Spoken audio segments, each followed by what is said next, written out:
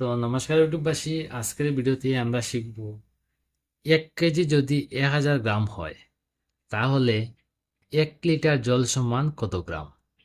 তারপর আমরা দেখব 1 লিটার ডিজেল সমান কত গ্রাম। এরপর দেখব আমরা 1 লিটার পেট্রোল সমান কত গ্রাম। তারপরে দেখব আমরা 1 লিটার জল সমান কত গ্রাম, এবং সবার শেষে দেখব আমরা 1 লিটার দুধ সমান কত গ্রাম। তো আমরা সাধারণত জানি 1 লিটার সমান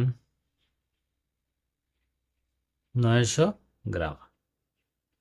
আমরা জানি 1 লিটার সমান 900 গ্রাম, কিন্তু 1 লিটার জল সমান হয় 1000 গ্রাম। 1 লিটার জল সমান হয় 1000 গ্রাম। এবার আমরা দেখব 1 লিটার ডিজেল সমান কত গ্রাম। তো 1 লিটার ডিজেল যদি আমরা ওজন করি, ওজন করে হবে 860 গ্রাম। 1 লিটার ডিজেলের ওজন হয় 860 গ্রাম। এবার আমরা দেখব 1 লিটার পেট্রোল সমান কত গ্রাম। তো 1 লিটার পেট্রোল সমান হবে 730 গ্রাম। এবার আমরা দেখব 1 লিটার তেল সমান কত গ্রাম। তো 1 লিটার তেল সমান হচ্ছে 920 গ্রাম।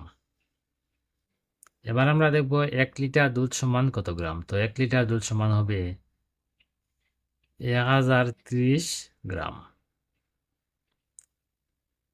আমরা সাধারণত জানি 1 লিটার সমান হচ্ছে 900 গ্রাম।